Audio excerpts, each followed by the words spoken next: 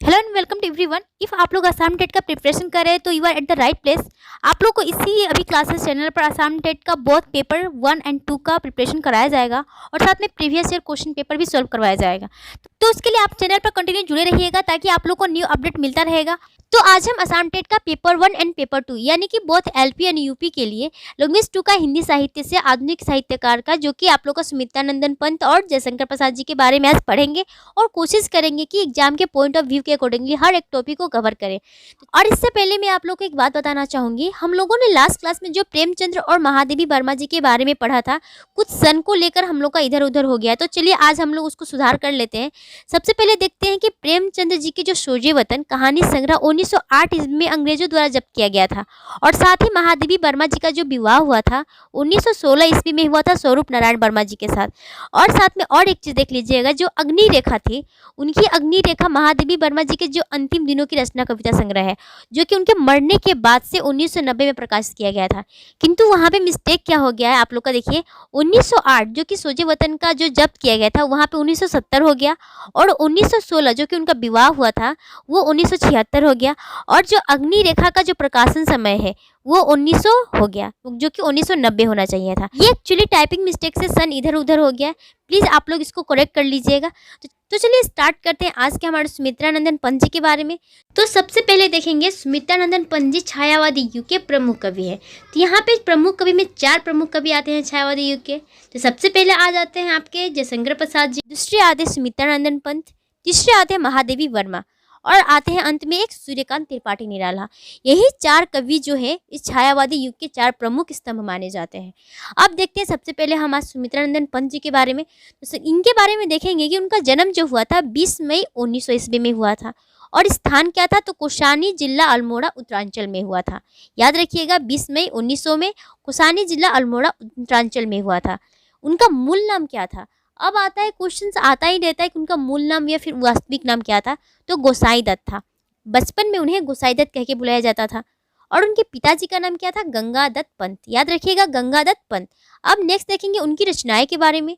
तो उनकी रचनाएं जो लोकायतन, ग्रंथि, युगपथ, उत्तरा, बीड़ा, गुंजन, युगांत, ग्राम्या, अनिता, चिदम्बरा, युगबाड़ी, स्वर्ण किरण, धूल, कला और बूढ़ा चांद, चिदम्बरा। इसमें से आप लोग का सबसे ज़्यादा इम्पोर्टेंट कौन सा हो जाता है, तो देख लीजिए आप लोग का लोकायतन, ग्रंथि, युगपथ, बीड़ा, गुंजन, युगांत, ग्राम्या, चिदम्बरा बहुत इंपॉर्टेंट है, युगवाड़ी, और कला और बूढ़ा चांद तो पूछा ही जाता है, चिदम्बरा भी, और स्वर्ण किरण भी कभी कभार पूछ लिया जाया करता है। ठीक है, आप लोग इसको हो सके तो सब याद कर लीजिएगा क्योंकि बहुत ज़्यादा इंपॉर्टेंट है। कौन सा आप लोग का रचना पूछ दे कोई नहीं जानता। अब नेक्स्ट देखेंगे उनकी जो भाषा थी उनकी शुद्ध खड़ी बोली। याद रखिएगा शुद्ध साहित्यिक खड़ी बोली उनकी काव्य की उनकी भाषाएं थी।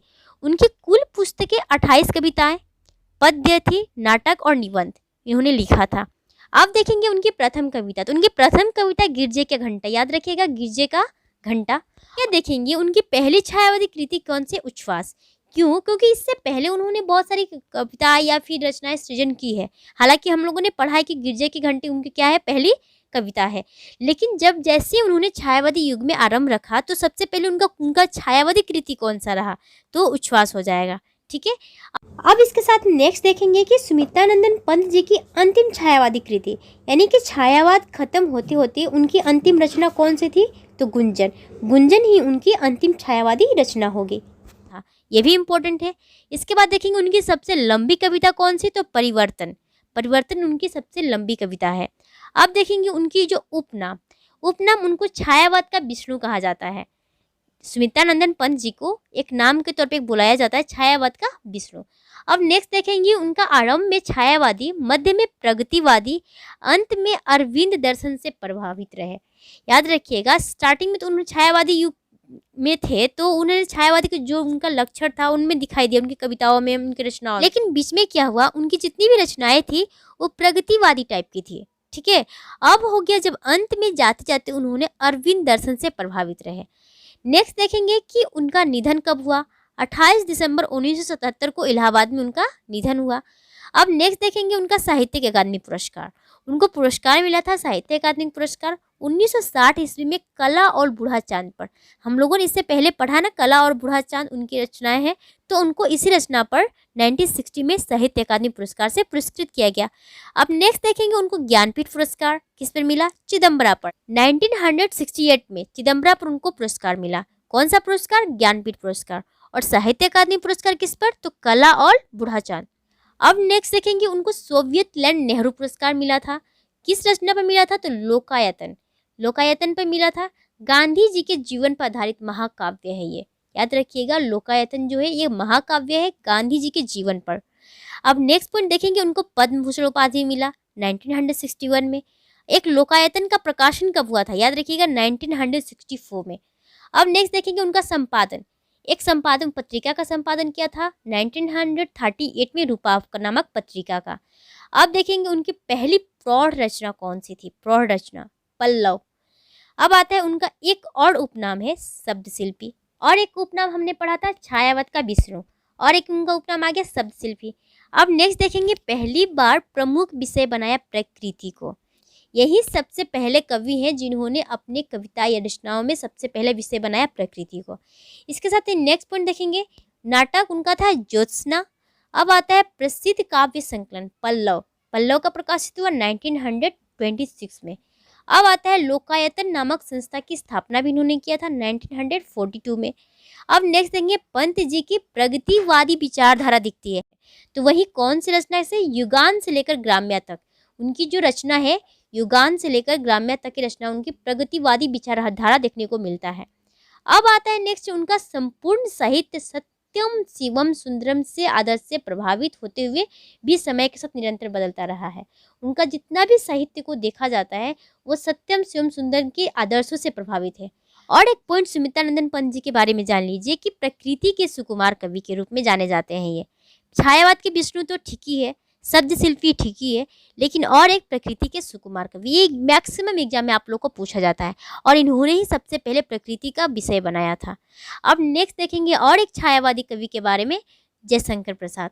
जयशंकर प्रसाद के सबसे पहले देखेंगे कि वो जयशंकर प्रसाद जी कवि भी थे, नाटककार भी थे, उपन्यासकार भी थे तथा निबंधकार भी थे। मतलब उन्होंने काव्य सृजन तो किया ही, नाटक भी लिखा, उपन्यास भी लिखा और निबंध भी लिखा। अब देखेंगे उनका जन्म कब हुआ था, 30 जनवरी 1889 में हुआ। अब उनका जन्म स्थान कहाँ, काशी यानी कि वाराणसी उत्तर प्रदेश में। अब देखेंगे उनके पिताजी का नाम क्या था, देवी प्रसाद साहू।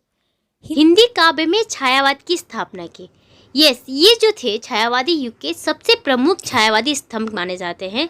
इनकी जो रचना, इनकी जो भाव, इनकी जो काव्य की सृजन थी, ये छायावादी का सबसे कहा जाए तो मेन जो स्तंभ थे माने जाते हैं जयशंकर प्रसाद जी। इनका बहुत ज़्यादा कहा जाए तो मुख्य भूमिका रहा छायावादी युग में। अब नेक्स्ट देखेंगे सर्वप्रथम छायावादी रचना।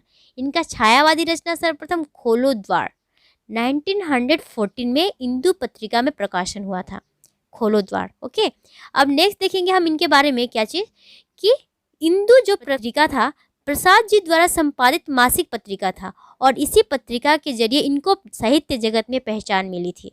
याद रखिएगा, इंदु पत्रिका के जरिए इनको साहित्य जगत में जो कहा जाए उनका पहचान मिला, इनको मिला। अब नेक्स्ट देखेंगे उनका निधन कब हुआ, 15 नवंबर 1937 में हुआ। अब उनका देखेंगे काव्य रचना आरंभ की ब्रज भाषा में। सबसे पहले उन्होंने जो अपना रचना किया तो ब्रज भाषा में, बाद में भले ही हमें देखने को मिलता है कि उनकी जो काव्य की भाषा थी संस्कृत निष्ठ हिंदी थी, किंतु आरंभ में उनका था ब्रज भाषा। अब नेक्स्ट देखेंगे उनकी काव्य रचनाएं। उनकी काव्य रचनाएं चित्रधार, कानन कुसुम, महाराणा का महत्व, झरना, आंसू, लहर, कमायनी, प्रेमपति, करुणालय, उर्वशी। ये आप लोग को इम्पोर्टेंट रखा गया, आप लोग इसको याद कर लीजिएगा, क्योंकि इसमें से कौन सा पूछ दे कोई नहीं जानता। अब नेक्स्ट देखेंगे उनकी नाटक अजातशत्रु, स्कंदगुप्त, चंद्रगुप्त, ध्रुव स्वामिनी, जन्मेजय का नागयज्ञ, राजश्री, कामना, एक घूट। ये उनकी नाटक है, और उनकी काव्य तो देखा ही आपने, ये बहुत ज़्यादा इंपॉर्टेंट है। अब नेक्स्ट देखेंगे जयशंकर प्रसाद जी की 3 प्रमुख उपन्यास, तो कौन कौन सी है, कंकाल, तितली, इरावती। इरावती उनकी अपूर्ण उपन्यास है, किंतु उनकी जो कंकाल और तितली वो पूर्ण उपन्यास है। इरावती जो है उनके उपन्यास अपूर्ण होने के साथ उनकी अंतिम उपन्यास भी मानी जाती है। इसके साथ नेक्स्ट देखेंगे उनकी कहानियाँ। उनकी कहानियाँ कुल 72 कहानियाँ हैं। अब देखेंगे उनकी जो पहली कहानी कौन सी थी, तो ग्राम। ग्राम उनकी पहली कहानी। प्रसाद जी की अंतिम कहानी कौन सी थी? तो सालवती अंतिम कहानी, पहली ग्राम और अंतिम सालवती। इसके साथ ही नेक्स्ट देखेंगे उनकी कहानी संग्रह।